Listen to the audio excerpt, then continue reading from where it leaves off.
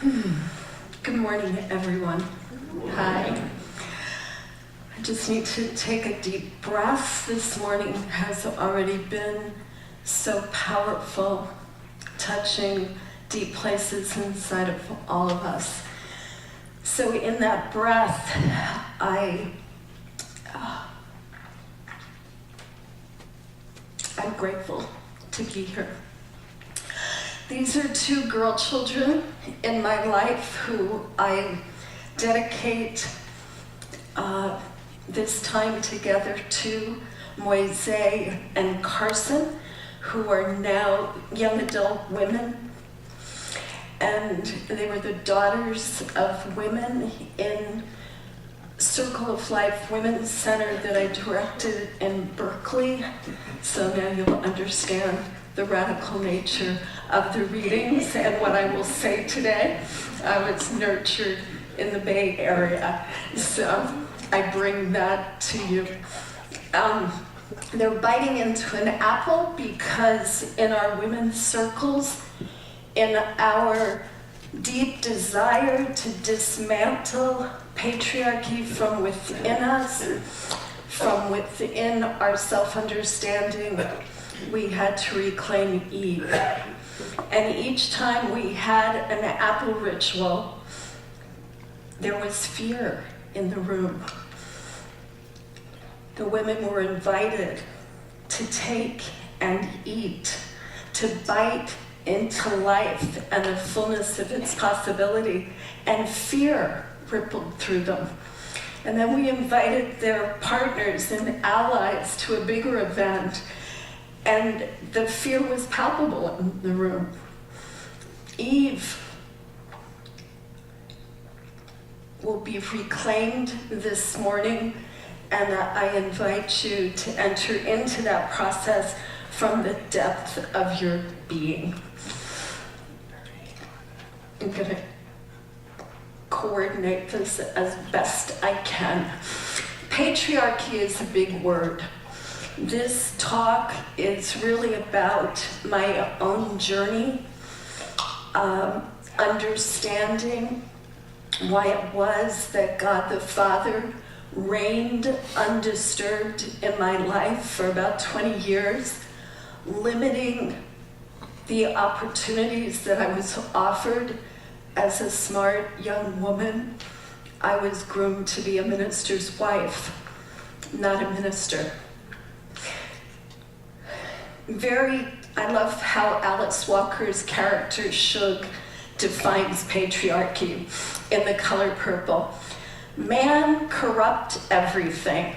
He on your box of grits, in your head, and all over the radio. He try to make you think he everywhere. Soon as you think he everywhere, you think he God, but he ain't. A male-centered world and life view that sets forth men's superiority and women's inferiority in thought, body, spirit, achievement, and value were considered undisputed articles of faith supported by natural and divine law. It's the simplest way to define it. A whole system was set in place in every major arena of our social organization that at its root claimed as a fact that men were superior and women were inferior. That belief, that fact, was woven into the fabric of Western civilization and every one of its social organizational components. How did it trickle down to us? The trickle down, the delivery system. How was patriarchy delivered to us? For me, patriarchal words were like a steady drip of an IV inserted at my birth. They trickled down to me and to us by way of the history lessons in elementary and high school, by way of the philosophy and theology lectures I heard in college and graduate school. They were delivered to me through the countless homilies I heard in the Catholic Church and the sermons I sat and listened to in the Protestant Church. They were delivered through daily Bible readings, advertisements and television programs, societal expectations, family customs, and parental mantras. They were also trickled down to shame. Shame was a big deal in the construction of Western civilization. The male-centered world and life view assumed that shame is an essential female characteristic.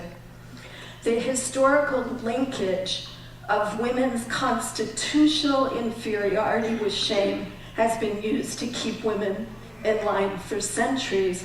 And in our 9 o'clock session, one of the women shared that her mother was a teacher and spoke 3 languages, and no one knew that until shortly before her death, because she had so inhaled the beliefs of Western civilization that she said, "You mustn't let people know everything you know as a woman, because they'll feel threatened by you. Keep quiet about who you are." Shame was to be illustrated in the amount of space a woman occupied.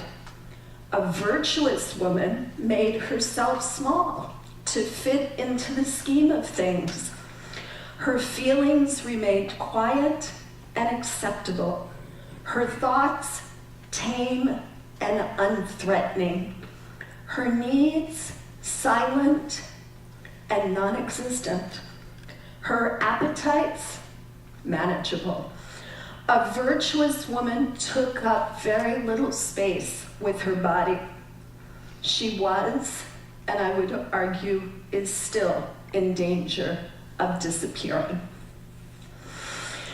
Trickle down. This is the biggest and most powerful question that I think embodies the way that misogyny, patriarchal thought finds its way into our lives today.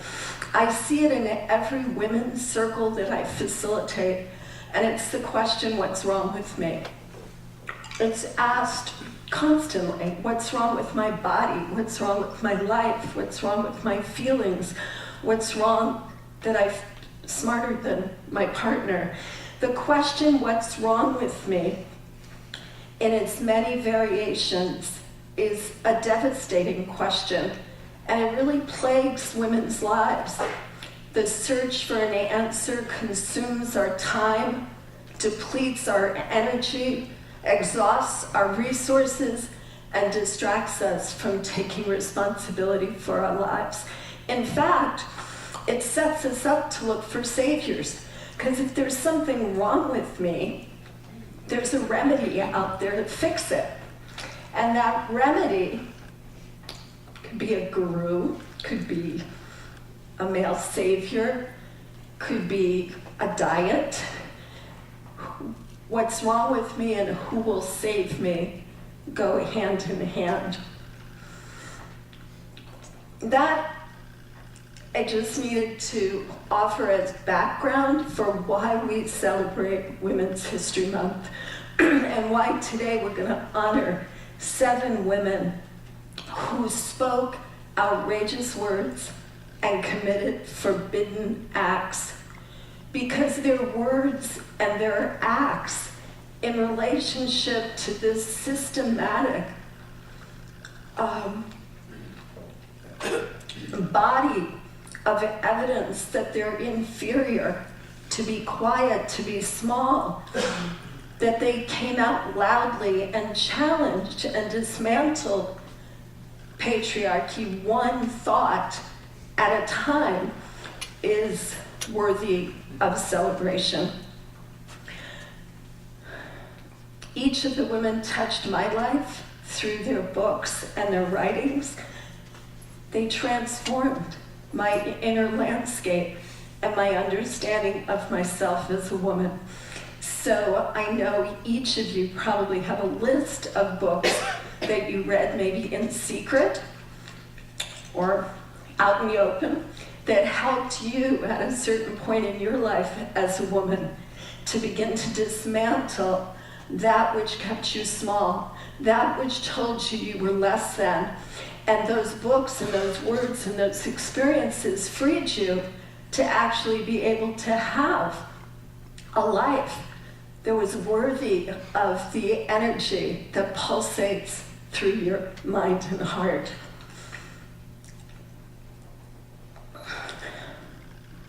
Gerda Lerner is one of those women. She wrote the book, The Creation of Patriarchy. Has anyone read that book?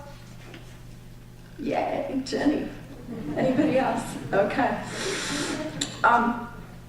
This is what she wrote. To step outside of patriarchal thought means, that's a forbidden act, to step outside of patriarchal thought. Overcoming the deep-seated resistance within ourselves toward accepting ourselves and our knowledge as valid.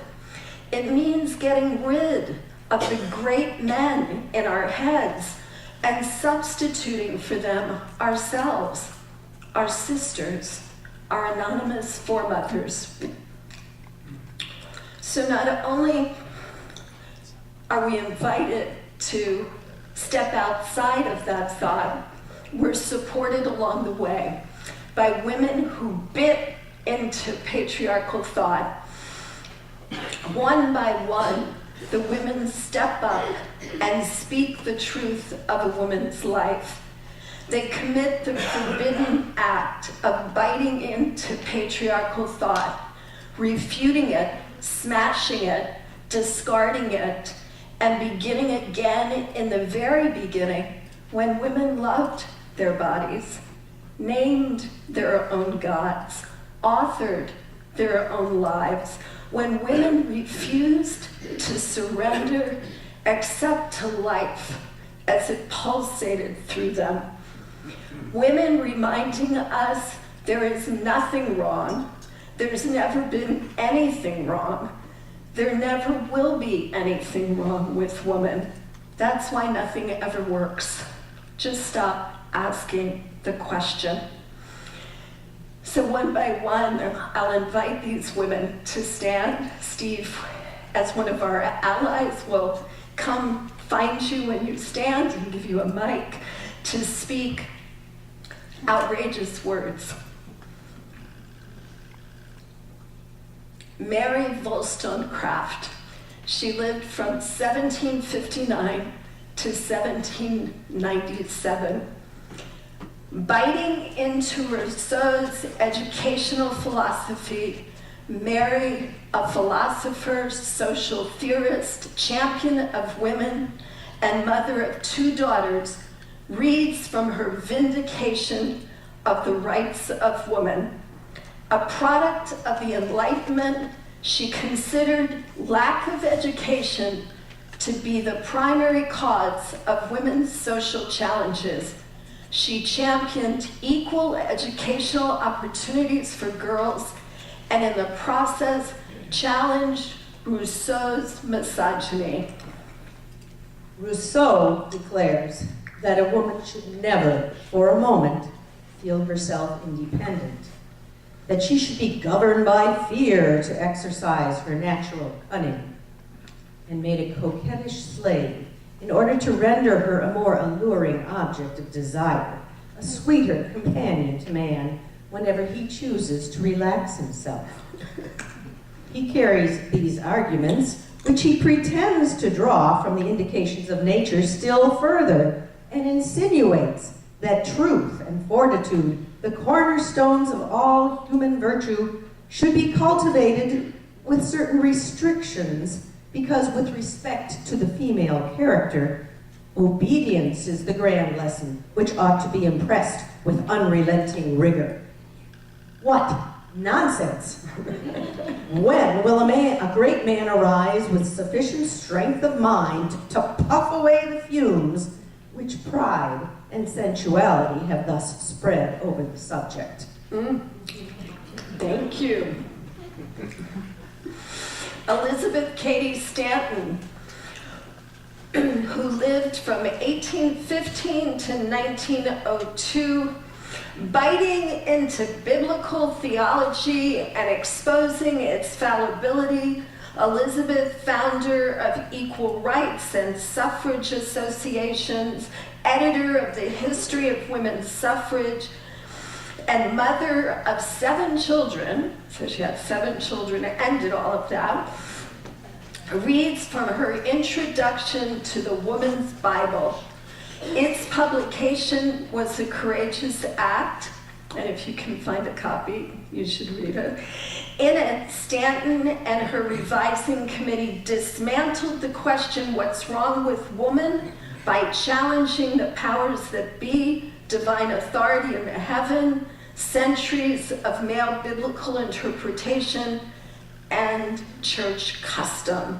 Elizabeth. From the inauguration of the women's movement toward emancipation, the Bible has been used to hold her in the divinely ordained sphere prescribed by the Old and New Testaments.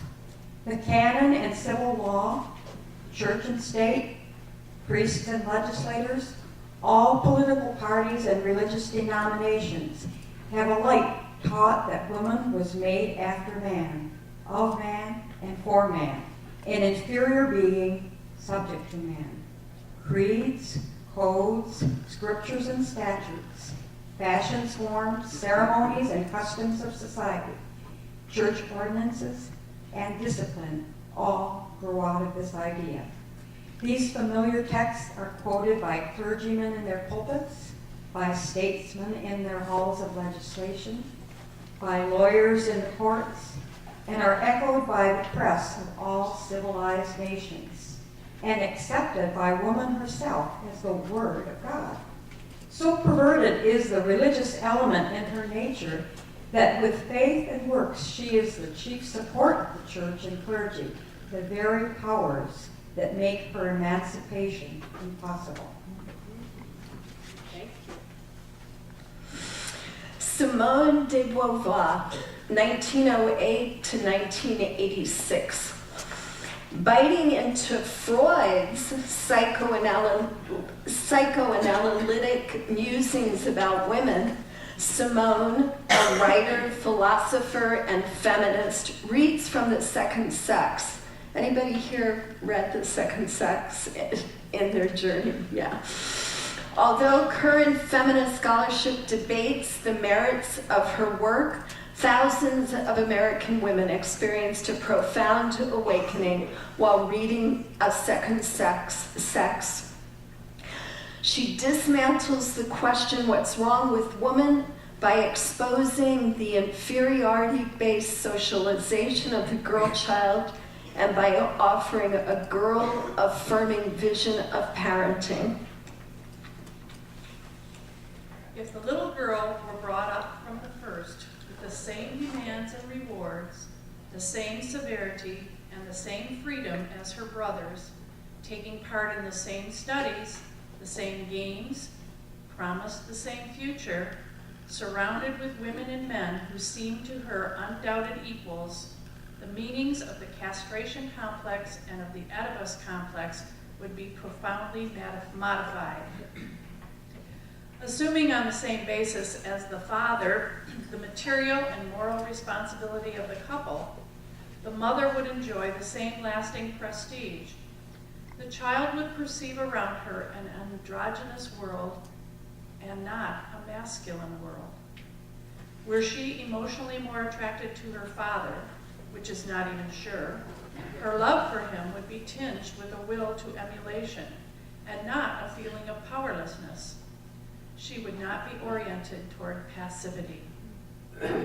Authorized to test her powers in work and sports, she would not find the absence of the penis, compensated by the promise of a child, enough to give rise to an inferiority complex.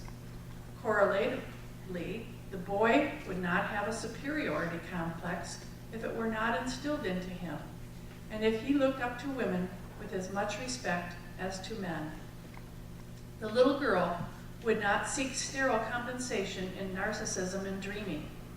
She would not take her fate for granted. She would be interested in what she was doing. She would throw herself without reserve into her undertakings. A powerful vision of parenting that always moves me each time I hear it. And I think of our daughters and granddaughters today. The little girl would not seek sterile compensation in narcissism and dreaming. That continues to be where many of them spend their energy. And I'm reminded of another author, Madonna Kolbenschlag, who wrote Kiss Sleeping Beauty Goodbye during the same era. Really powerful book I think every parent should read. Now we'll hear from Gerda Lerner, 1920 to 2013. She bites into history's inherent bias. She was a founding member of the National Organization of Women, a professor of history. She's the founder of the academic discipline of women's history. She is why we celebrate Women's History Month. She dismantles the question, what's wrong with woman, by challenging women and men to think themselves out of patriarchy's social organization and to imagine into being a world that is truly human.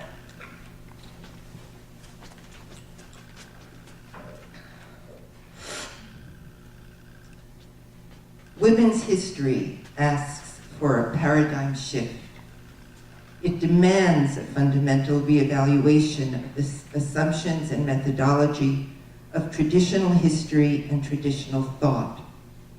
It challenges the traditional assumption that man is the measure of all that is significant, and that the activities pursued by men are by definition significant, while those pursued by women are subordinate in importance. It challenges the notion that civilization is that which men have created, defended, and advanced, while women had babies and serviced families, and to which they occasionally and in a marginal way contributed. As long as both women and men regard the subordination of half the human race to the other as natural, it is impossible to envision a society in which the differences do not connote either dominance or subordination. The feminist critique of the patriarchal edifice of knowledge is laying the groundwork for a correct analysis of reality. A feminist worldview will enable women and men to free their minds from patriarchal thought and practice, and at last to build a world free of dominance and hierarchy, a world that is truly human. Thank you. Marianne Klein Horowitz, she's still alive. She bites into the inherent bias of Aristotle's biology. She's a historian and professor, and she'll read from her essay, Aristotle and Women. We all have to face Aristotle in our journey to be free. She represents the arrogance of feminist scholarship challenging the heretofore inalienable doctrine of natural law in every arena of male thought and dismantling it one idea, one theory, one distortion at a time. It is time for us to recognize that infiltrating Aristotle's erudition was a very common prejudice, an unquestioned belief that the female sex is inferior to the male sex. All apparent differences between male and female are attributed to the natural deficiencies of the female sex. The complexity and accomplishment of Aristotle indicate his overriding concern for scientific and philosophical truth. What we must recognize is that the truth discovered was not neutral, but value-ridden.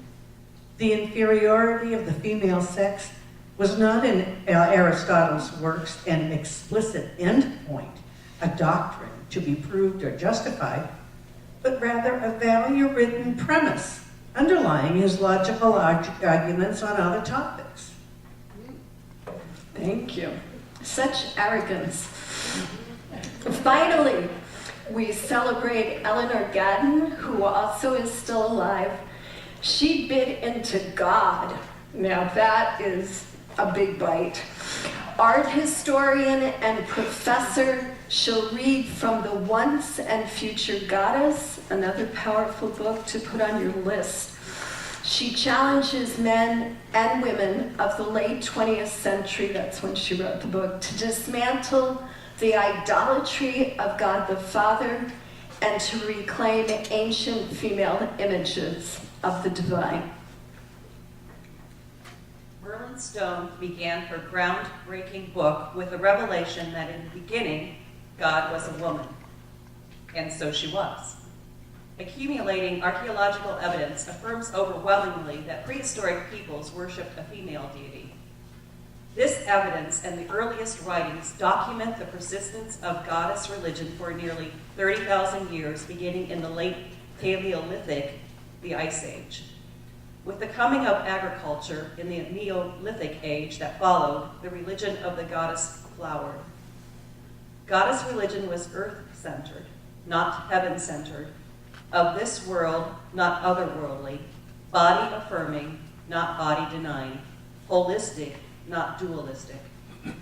The goddess was immanent within every human being, not transcendent, and humanity was viewed as part of nature, death as a part of life. Her worship embraced all that was alive. The religious quest was above all for renewal, for the regeneration of life, and the goddess was the life force. It is useful to put the ascendancy of the male god of patriarchy into perspective. The concept of monotheism is a relatively recent one, first expressed by the ancient Hebrews less than 4,000 years ago. The exclusive authority of one universal male god in Western culture goes back to less than 1,700 years to the conversion of the Roman Emperor Constantine in 320 CE, and his imposition of Christianity as the state religion. Since that time, Christianity has actively attempted to convert the rest of the world to the one true faith. Wow. Another arrogant one to say these words, which really supported me in my journey. She said, "It is useful to put the ascendancy of the male god into perspective." Wow, that surprised somebody at the 9 o'clock time that, you know, he's a relative newcomer on the scene. In fact, our earliest ancestors, when they tried to figure out where we came from, they didn't say it was a male god who ordered the world into being by a series of verbal commands. No, they said it was the Big Mama who gave birth to all that is. And for a man and a woman, a manless, 30,000 years she was worshipped. She was the chalice. Monotheism, the blade. Rianne Eisler, another powerful woman who arrogantly took on patriarchy and offered us the book, The Chalice and the Blade. So, one by one, the women stepped up. They spoke the truth of a woman's life, told with their hearts and minds and bodies. They gathered our brokenness into their words, and an impulse toward wholeness awakens within us, and we become again as we once were, whole. Yeah. So I want to end by just honoring Eve. The fact that we are the daughters of Eve within that patriarchal culture and thinking is the crux of our problem. The reason we're to carry shame, the reason the nuns that I grew up with in the orphanage wore a habit, the reason our Muslim sisters wear the burqa is because we are the daughters of Eve and we are to carry her shame for the length of our days. And so for many of us, we've been biting into the Genesis texts and interpreting them from a woman's perspective, beginning with the heretical Montanist sect who claimed Eve as their champion. Somewhere inside of all of us, we recognize that our destinies are bound to Eve's story, and that to reclaim ourselves, we have to reclaim her. And do you know the truth about Eve? Eve means the mother of all living. She was one of those goddesses. And the myth makers confiscated her into the Genesis mythology. And what did they do? They reversed biological process. So instead of being Eve, the mother of all living, who holds and nurtures life within her, who in the fullness of time thrusts and pushes life from her, in the Genesis account, there was a reversal of biological process, and the woman was taken from the man. Interesting mythology. And so we as women reclaim her, and I won't do the whole piece, but I want her words to be here, so I'll just repeat. I am Eve, the mother of all living. I hold and nurture life within me, and in the fullness of time, I thrust and push life from me, and all that I have given birth to is good. It is very good. Take and eat of the good fruit of life. Bite into your life and the fullness of its possibility.